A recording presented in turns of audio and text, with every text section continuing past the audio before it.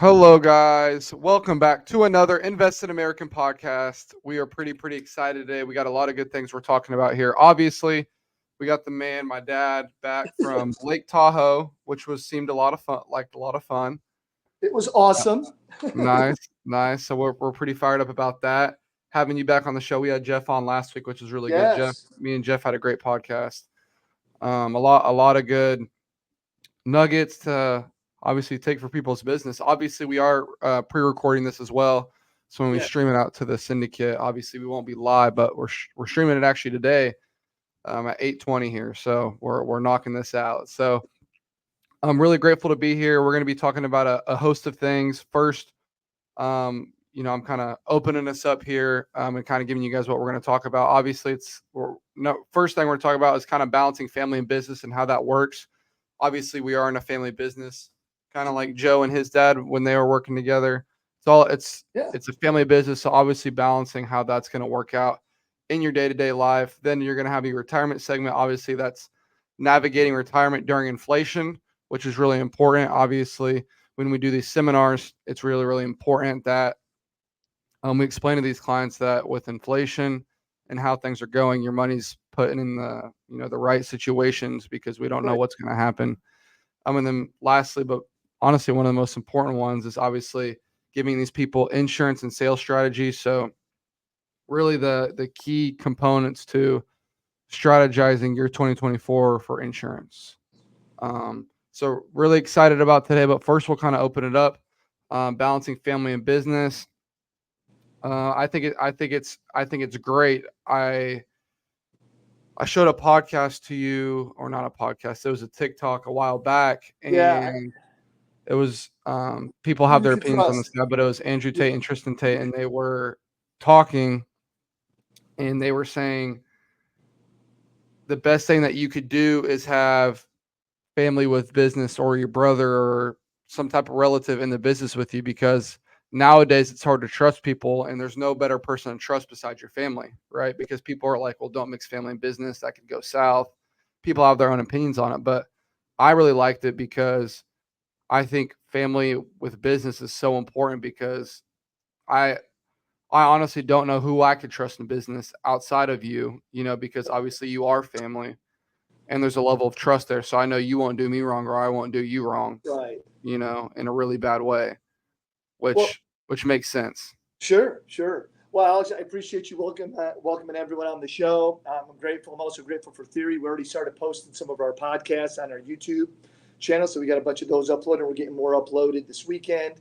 So thanks to Theory for that. Alex, but our my entire career really has been about family businesses. When your mom and I first got into marketing with the company that we worked for when we were up in Detroit, that was really a family owned business. The owner of that company had a couple of his best friends, his brother, his dad, and a few other guys be part of the core team of that company.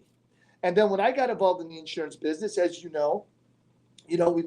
we meet people at church. We become dear friends. We start hanging out. He introduces me into the insurance business. When we get involved, it's kind of like that family vibe, you know.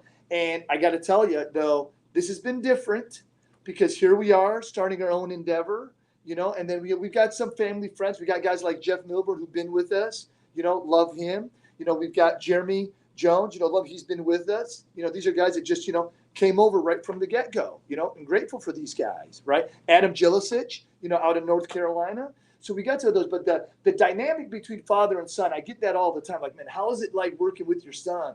How cool is that? Or how difficult is that? This and that. And I just got to say, it is an absolute blessing. It's such a good time. And I will say, though, there's no question, I'm bald. Am I bald because me and Alexander work together? I don't know. Maybe kind of, maybe part of it is, you know. But the fact is that being able to spend time with you and get to horseplay a little bit while we work a little bit, it is a dynamic that's irreplaceable. Yeah. But it's also difficult at times. And I may have never told you this, Alexander, and I'll just tell you this on the podcast today. I want you to know that it's not about how does dad handle the relationship with Alexander.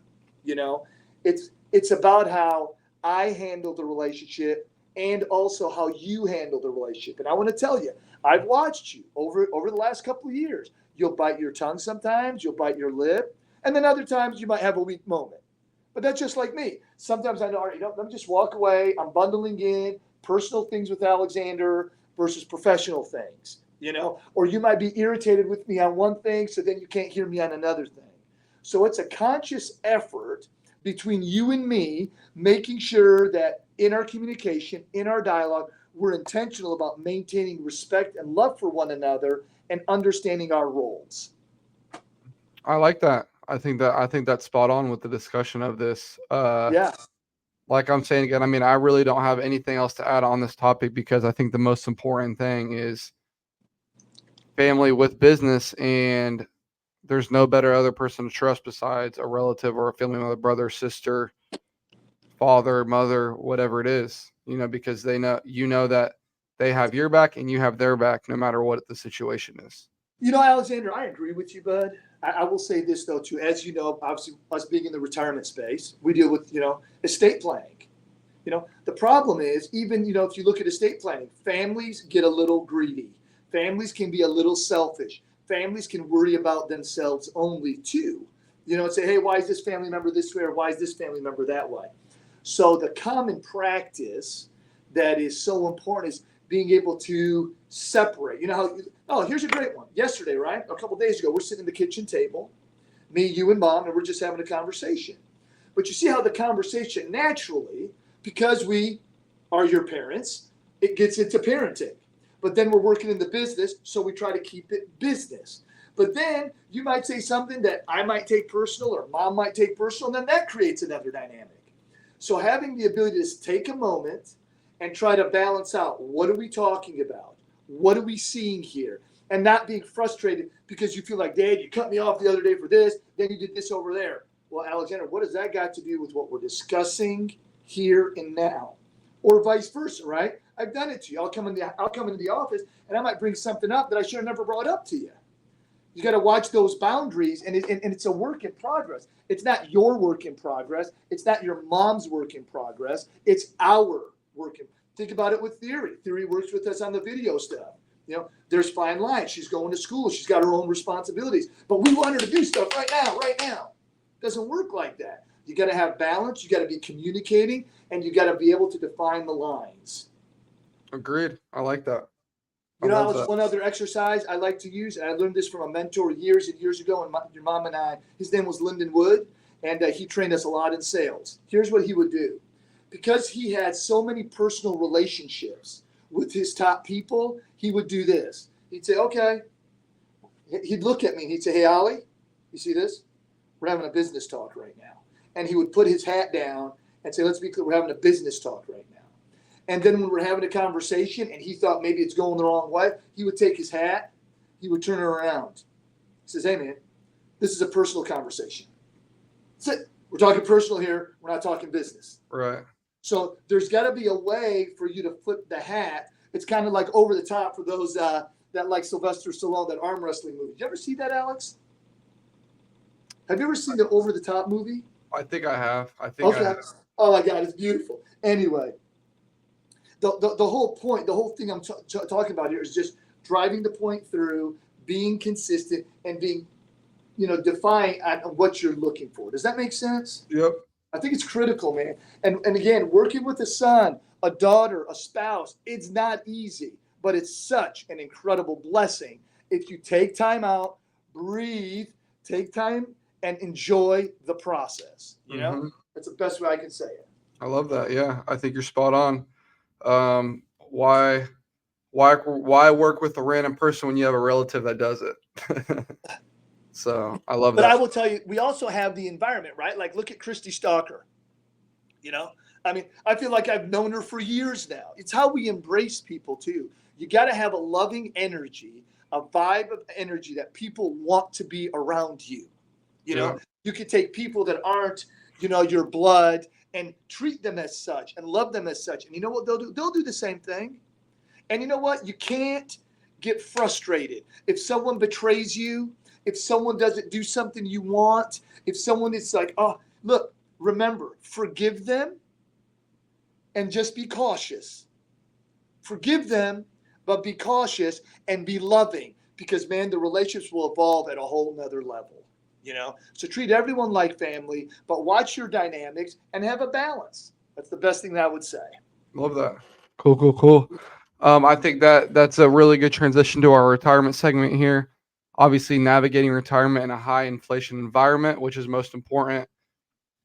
Obviously, I'll kind of have you jump on this, but I think first thing I could add to this is you'll see how obviously the economy is going, how you see everything going up, gas prices, grocery, breads, meat, whatever it is, and we always try to find the best possible way to put a client in a situation where they don't have to deal with inflation as much as the other average US citizen, So we want to make sure that we put them in the right position, because we don't know what's going to happen 5 to 10 years from now when we start seeing everything go up. Everything will continue to slowly start going up, everything that I just mentioned. But we want to make sure that we are subsiding that with getting them a good amount of income in their retirement account to make sure that everything's going to be taken care of by the time 10 years does come around, when they're 75 or 85, that they could have access to that money, and all that money that just growed for them, they have all the access to that. And obviously, when it comes to retirees, all they're having, if they're retired, is their Social Security income and their pension, and then whatever accounts they have. So breaking that down for them, because obviously they're going to be living off their Social Security and pension. But when the time does come, when they have all that money accumulated in that account, they obviously do have access to it. Getting them that access to the funds and making sure that they can have that to subside against inflation is obviously one of the most important things when it comes to, staying out of market volatility and, retirement planning when we're sitting down with these people. So I think that's kind of the key points, or the key point. Yeah, What do you think about that? yeah. So Alex, I think you're spot on. You've really highlighted the kind of three different topics that I wanted to make sure we address today regarding retirement. In every segment of our podcast, we're going to take a few minutes out and we're going to make sure that we speak regarding retirement. We're going to talk about annuities. We're going to talk about the benefits of those, or index universal life, in every episode. So today, Alexander hit it high. He said he hit it right on the point. When you're meeting with clients, one of the biggest issues that you're going to have when we're discussing retirement is how much money they have and how long is that money going to last. Okay? We don't want to live in a space where we run out of money during retirement. How do you set yourself up so you don't run out of money during retirement? There needs to be some level of a balance. And a lot of times fixed indexed annuities help that. Well, Ali, how do they help that? What's powerful about a fixed indexed annuity is a lot of carriers will allow you, after your first year, in most cases, to withdraw 10% of the balance every single year. Other carriers will allow you, for example, like Allianz will allow you a cumulative, which means that like after year one, let's say the next year you only take out 5%, the following year you can take out 15%, because they allow you to have what they call a 20% cumulative, which means if you didn't use as much last year, you can use up to 20% then this year. So it's actually 10% a year, but they'll allow you to add 2 years together if you never took any out the year before. I'm going to get into why that's such a benefit here in just a second. The second thing is, like, there's carriers like SILAG. They do a 3-year. So if you don't take any money out this year, you don't take any money out the next year, they'll allow you to take up to 30%. Again, SILAG has its own pluses and minuses, like Allianz or American Equity or Aspida or North American, whoever it is that you write with or you have a relationship with. All those carriers are going to be different, offer different things. But remember, when you're speaking with somebody about their individual retirement accounts, their IRAs, at the end of the day, all that money they have is considered ordinary income, which means they will have to pay taxes on every dollar they receive. Okay? Not a big deal. That's everybody that has an IRA account, right? So that's not something special. That's nothing deep or profound, but it's deep or profound for your clients. Because think about it, Alexander. If you got 50 grand and you go pull out half, that's $25,000, and you pull out half your IRA account, well, you're going to pay taxes on the $25,000. So the question will be, how much money have you earned from your Social Security? How much did you earn from a pension plan? How much did you earn from any other investment accounts? How much did you earn from any business transactions? Because all of those will also be added as the cumulative total to how much you earn. So when you pull that RMD or you pull out that money out of your IRA account, be prepared because it could take you up to the next tax bracket. And that isn't always too friendly and kind. Right. Yeah. That's why you want to have some sort of a balance. So when these annuity companies, these FIA companies, multi-billion-dollar corporations say, hey, 10% limits, they're really doing the client a favor. Because remember, if you take 10% out of your account every year, you'll be at zero in 10 years outside the interest that you earned. Think about it. I take 10% out this year, I go from 100 to 90. I take 10% out next year, I go from 80 to 90. I take 10% out the next year, I go from...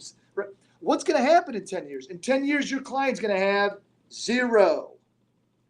And if you're in the retirement space and you're setting your clients up to get zero at the end of 10 years, you're in a lot of trouble. You can't do that. So there's got to be a limit. There's got to be a balance and a way to approach that. Does that make sense so far? Yeah, I like that. I was going to get on to another point, but I want to see, does that trigger a question or a thought? I want to make sure I'm doing a good job to communicate. Yeah. I was gonna say, yeah.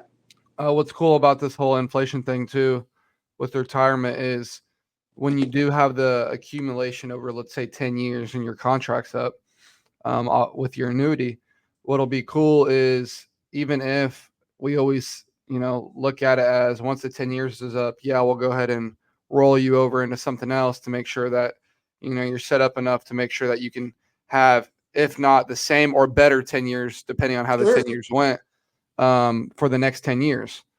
But what also comes into play is people, let's say in 10 years, Social Security's gone, for example, or let's say they've been in 2 different 10-year contracts. This is 20 years from now and Social Security's gone.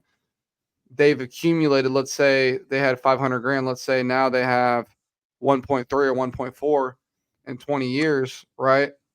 Oh, they'll have more than that if they keep it in there, but yes. Right. Just an example. But what'll be really cool with it is now once that next 10 years is over, they have access to the funds. So now what we would do is how much ever money they need. So let's say they need 500 grand. Yeah, they're going to get taxed on that money, but they have the money now from what they accumulated to go ahead and keep for themselves to deal with inflation. Because we talk about taking advantage of inflation while, let's say, rolling over the other 750 back over into something else to help grow and compound on itself, So that's pretty cool in itself too, is I want people to recognize that as well. Yep. Alex, you bring up a great point, buddy. And I know we could talk about this subject forever and the clock keeps ticking on us. And I know that, not a big deal. I think to help resolve that, here's the thing. So first of all, what people need to remember about investing inside an IRA, inside a fixed index annuity, is the one fear people have is inflation, like you've mentioned several times, because the cost of things keep going up. So we got to figure a way to help alleviate some of that pressure, right? Well, you got to remember, if you remember this principle, here's what we got to do. We want to create accounts for people. Ideally, we'll be conservative and show 5% a year examples. But, if we can get a client 6 or 7% returns on their money, okay, that doesn't make them rich. It doesn't make them rich overnight, but you know what it does? There's a principle in the retirement space, and they talk about never pulling out more than 4 to 4.5% of your retirement accounts. So if you got a retirement account, it's got $100K in it, you're really not trying to pull out more than $4,000, $4,500 a year. But think about it. If you're pulling out 4 to 4.5%, but you're earning 6 to 7%, that's a net of 2 to 3%. So that means that even though you're pulling that money out, you're making more money. So where at the end of the year, your account's actually gone up, not down, and you use some of the funds. But if you sit and you get cocky, Alexander, right, and you start pulling 8, 9, 10% out of your investment account, but your investment account's only making 5 or 6, what do you think is going to happen to the account? It's going to go down. Yeah, it's going to go down. You cannot take more money out of your account and expect it still to grow. There's got to be some level of a balance. Right. And that's what I believe these fixed index annuity products do. And if you stay engaged with your clients year after year, going over their strategies, make sure they change their strategies inside their annuity buckets, you will have a long-term client They will gather you referrals, and it'll help explode your business. But you've got to talk with agendas that best suit the client. How many times annuity agents will come, Ollie, man, I got this annuity guy. Can you help me with it? All right, what's the story? Well, this is what he's got. Well, does he have any money at the bank? No. Okay, tell him to put that money in the bank. He doesn't need an annuity. I mean, the guy needs some money at the bank. Right. When we're talking annuities and you're talking IULs, you should be talking holistically of what they got going on in every avenue so you can cover and plug every one of the needs. And you can do that with proper planning and preparing with annuities, or even if you have your money in the market. As long as your money's in a place where it'll grow, you'll prevent inflation, because the market's going to go up as inflation goes up. It's inevitable. People are buying stock for the value of what the dollar is. The market's going to go up even if inflation's going up. And when that happens, your account's going to go up. So when your money's invested, the good news is you get to keep a balance with how the economy is doing. I could talk, Alan, just to make sure, Alice, that there's any other points. Did you have something you want to say? But I'm just checking if I forgot any of the other points. I think we've both been kind of agreeing and saying some type of the same thing, but just in a different way. So I'll wrap up with this, because I just want to give like one example about this so people can understand. I met with a client the other day. Him and his wife each have IRA accounts. He had one for like about 400-some thousand. The other one had one for a little over 100. Great people. We met with them. We had a good session. We did all this stuff. And we're trying to figure out what they're going to do and how things are going to work during retirement. Okay. But when we sat down and we went over everything, I'm just looking at my notes here as I'm talking to you about the story. One of the things that was most important to him was, Ollie, I want to be able to pull money out as needed, not so much all the time. So he's not looking for an income. Well, a lot of these products offer what they call free systemic withdrawals, which means that anytime during the year, you could call up and ask for a transfer of funds to come over to you. You might have money in your IRA and you want to convert it over to a Roth conversion IRA. So it's a Roth IRA. So then later in life, either you or your children don't have to pay taxes on the growth on that account. But you can only do the Roth conversion if it financially makes sense. You've got to have money to cover that for your taxes. We're not trying to reduce our accounts. We want to raise our accounts and reduce our taxes and live long life. To do that, it needs to be strategically lined out, and it's not just about selling an annuity. It's about walking a client through and figuring out how you're going to manage and make that happen. So that's what I want to say about that. I think that's a good portion on that. Again, if you guys have questions about retirement or annuities or how you do things, or did I say something that maybe wasn't clear, contact us. Call us. We'll be more than happy to help you with this area as we continue to grow and expand our brand in this arena. Yep, 100%. I love that. Cool. To get to this next point here, we really want to talk about insurance and sales strategies for 2024. What's changed and what stayed the same, right? If we look back, just from what you've told me back when you were first starting the industry in like 2008, 2009, you were doing paper apps. Why are you laughing? Why are you laughing when you say that? What's that about? I just think it's funny because I can't comprehend going to each appointment writing up a paper app. I think it's crazy. Alex, I got to tell you, buddy. You know what our rule was? Our rule was that we had like 5 or 6 major companies we wrote for. You would have 7 to 8 applications for every one of those carriers. So because you never knew how much you were going to sell that day, and you needed application because it wasn't that convenient to just print on someone's printer either. Yeah. That's crazy. Oh, buddy, there were times, Alex, so basically what we're talking about here is how the industry's continuing to change and rapidly, right? Alex, you got to understand, buddy, I was at this woman's house one day. She had about 10 or 11 cats. This is like 2000. Like my ear itches thinking about it. You ever be in a house with a bunch of cats and your ears just start to itch or you feel like you're going to blow your nose? Okay. This woman had 11 cats.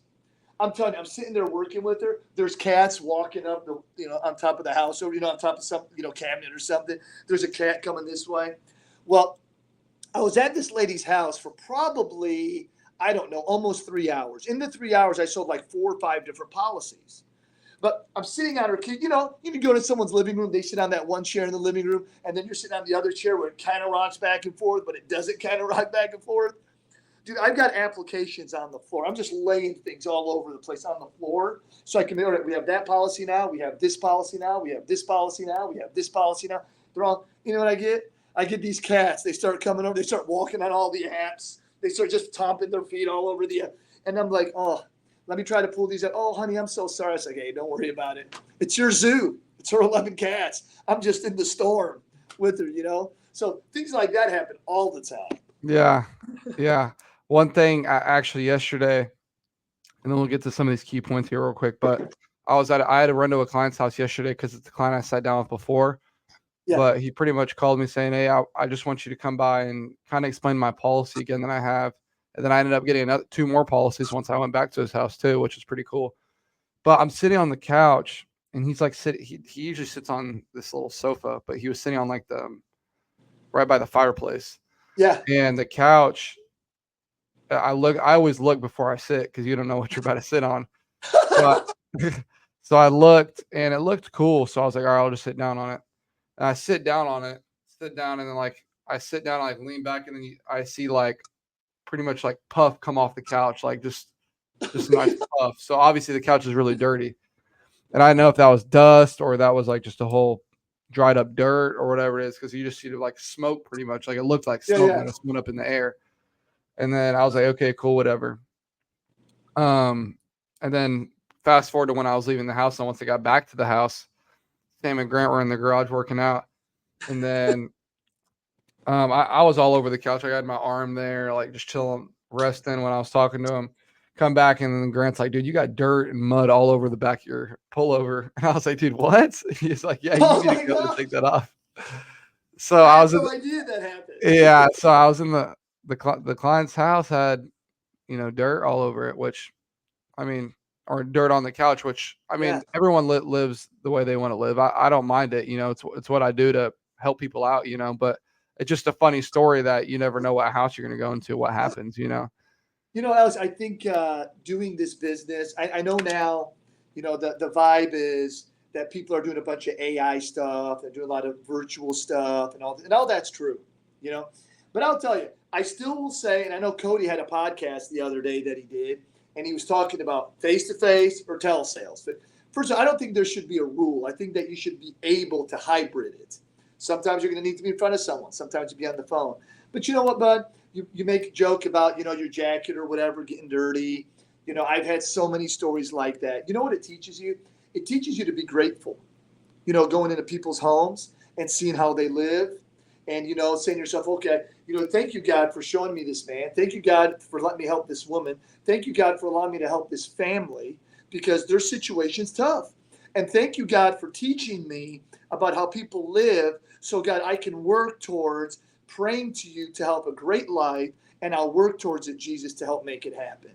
I really feel like going in the house with people will also express gratitude and appreciation. Does that make sense? Yep. 100%. I love that. You did for me, bro. It keeps me motivated. I see how people live. I see how people talk about retirement. I see how they talk about their last years. And man, you know what it does? It keeps me motivated. Always stay motivated. Yep. I love that. I think also, to touch a little bit on this topic as well, I believe for, new starting agents as well, when you're listening to us, obviously do the podcast. One thing that I could really give you guys coaching on in the beginning, because a lot of people don't know where to go, what script to use, what's the right thing to do, because everybody has their own success and what they do in the industry and what works for them. And I think what's most important is obviously number one, having a mentor. That's never changed, right? In 2024, ever since someone's ever been successful, they've always had a mentor. It doesn't matter what career it is. So mentor, definitely number one. Number two is just following the steps that they did to become successful. So when they first started, did they use a script or not? Majority of people did use a script because you got to learn somehow, right?